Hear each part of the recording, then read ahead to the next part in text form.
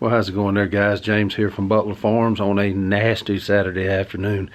We had a lot of big storms come through last night. We're not hunting today because of the weather. I think we've got some more coming in here in just a little while, right in the middle of the time when we'd have been hunting anyway. But I did just want to come to you real quickly. We did go up this morning to the camp house. If you watched my last video, you know that we were able to take 3 deer last weekend between all of us hunting, and it's been sitting up there wrapped up in the refrigerator good and cold, and we went up and processed it this morning. And it got me thinking on the way home about some terms that we throw around, one being the term organic. And I just wanted to come to you for just a second and talk to you about that, because I think there's a lot of misconceptions about that. You know, there's really no tried and true definition of what organic is. You know, it's lack of synthetic fertilizers, lack of synthetic pesticides and herbicides. We don't do GMOs and those kind of things.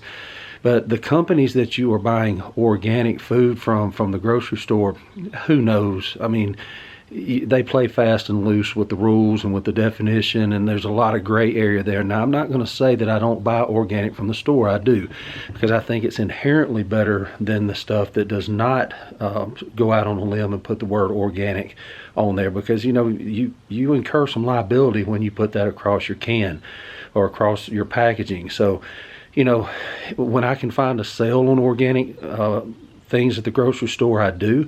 And I've told y'all before that one day when I get retired and I can go meet the Azure Standard drop off, which happens to be during the middle of the day on a weekday when we can't go get it, I know for a fact that their stuff is certified organic, and even that can be kind of sketchy at times, but they do a good job of making sure that their stuff is clean. Stuff from the grocery store, like I said, I think it's more of a crapshoot, to be honest with you.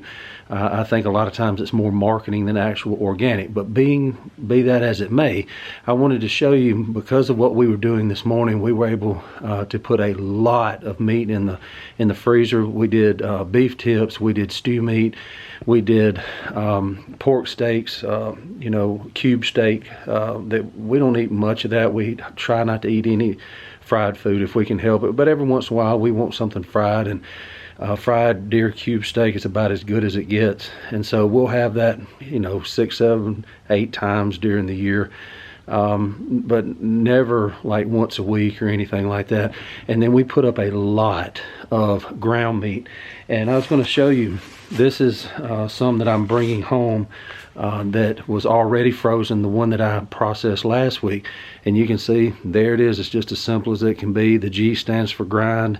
It's got the date on it from when it was done, and it's good and frozen. And the one thing that I can 100% say about it is this: it is 100% organic. And I know that because where we hunt, where our deer are, they don't even have access to crop fields that grow GMO soybeans, GMO corn.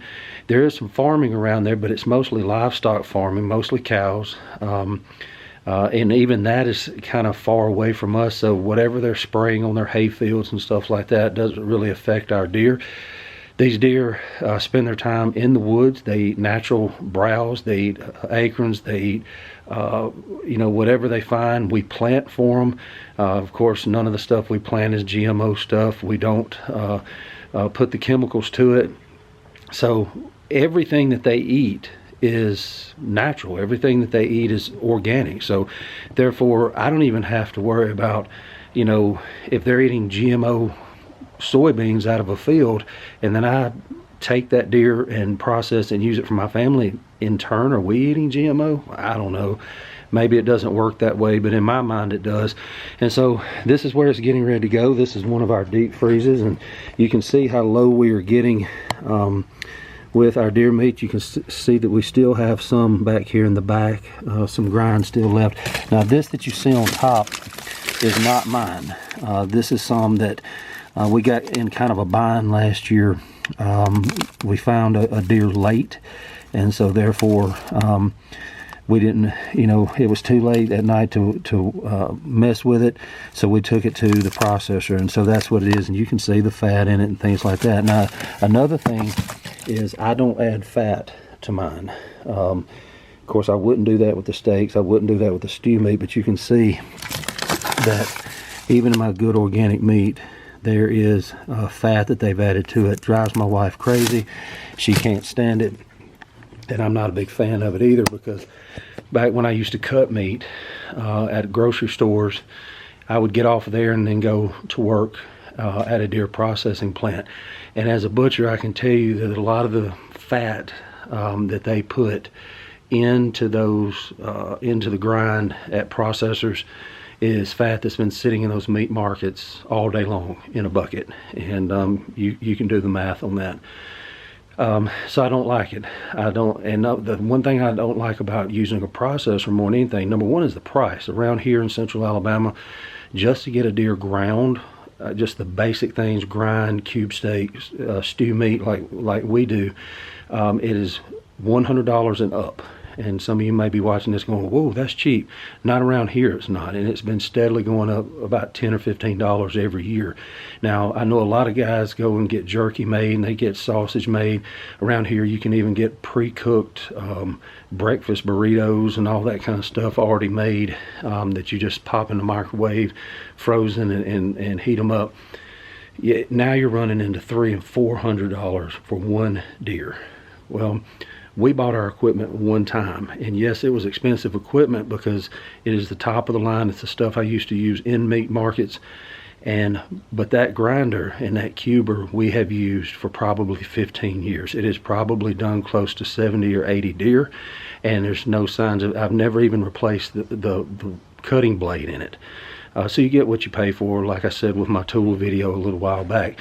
The point is, if you take what I've got in my equipment that I bought up front and you divide it out, I may have $5 in a deer, maybe, and that one deer will provide us probably 25 or 30 meals, depending on what it is we're using, what it is we're making with it. So you can do the math on that. But the one thing I don't like about the processors is they write down how much meat you have that's going to be ground after they take it off the bone, and then they just throw it in the grinder with a bunch of other deer and just grind it and weigh it back out on the back end, and that's what you get. So you know, you don't know how many deer are mixed up in that. You don't know if anything was wrong with those deer. You don't know if somebody's deer laid out overnight and then they found it.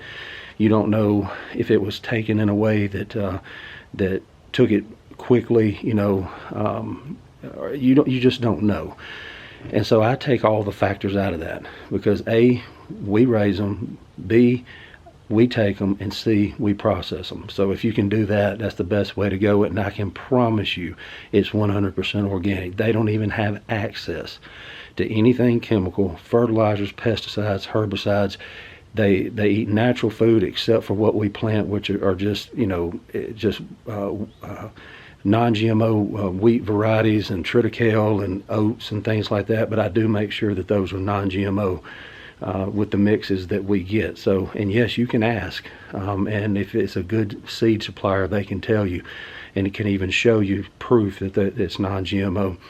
So, you know, do what you will with the term organic. Like I said, a lot of times I think it's more of a marketing campaign more than anything.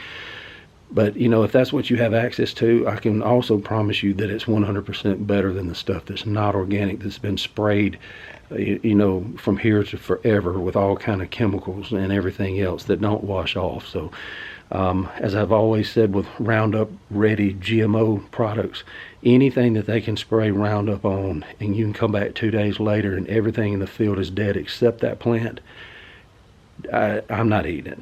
And if I eat it, I don't know I'm eating it. So, and I'm doing more and more research to see what things has that in it, so I'll make sure I don't eat it. So just look out for your own health.